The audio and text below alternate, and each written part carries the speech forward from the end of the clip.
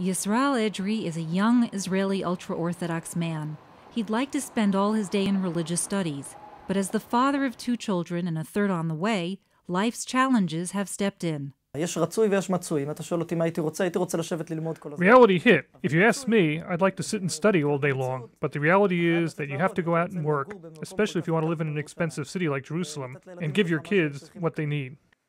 Yisrael Edry is the exception. The vast majority of ultra-Orthodox men in Israel do not work, choosing a pious and largely impoverished life of studying Torah or the Bible instead. With birth rates 3 times the Israeli average, ultra-Orthodox communities are mushrooming. Many live on charity. Judging from statistics, the trend among ultra-Orthodox men was to increasingly keep out of the workforce. In 1970, 20% were unemployed. Today, a whopping 65% of the men don't work by their own choice. Once a tiny minority, ultra-Orthodox Jews, known as haredim, now number about 700,000 and make up about 10% of Israel's population. And that's a problem. Many feel this lifestyle cannot sustain itself and is an increasing burden on the state. By the time you're up to 10% of the population, of whom 70% of the male part of the population doesn't work, you're getting to a macroeconomic issue. A number of groups have been trying to make arrangements to integrate haredi men into the workforce.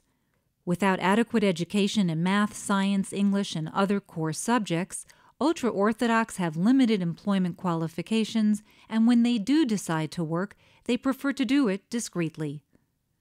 A lot of people come to me and say, "Give me a place to work where I'm not seen." Why? Because it's unpleasant for me. Because my brother doesn't know I'm working.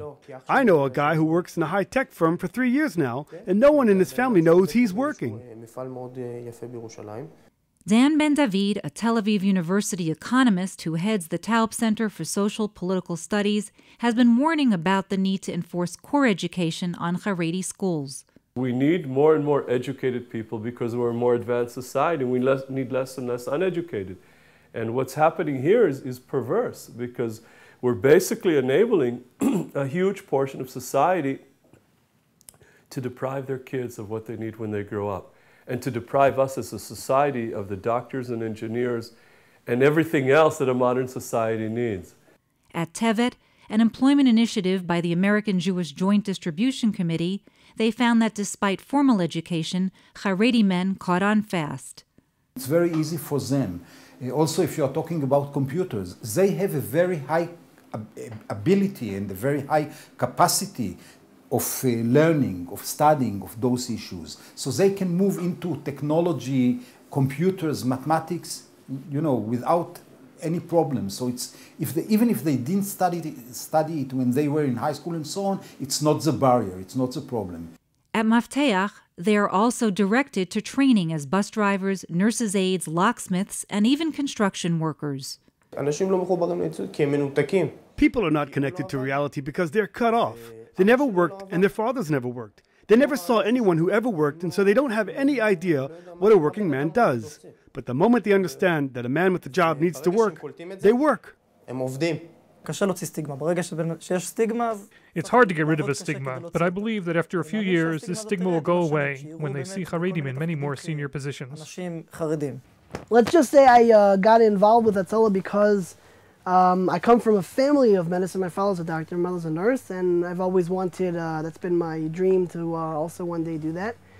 And with the civil service, I have the option to pursue my dream. And one day, hopefully, also, I would be able to go down that path. Demographers project the ultra-Orthodox to double their numbers in the next decade. Ben-David believes that the Haredi world has no choice but to get better educated and start working because the rest of the country can't continue to carry them. This is Felice Friedson reporting for the Media Line.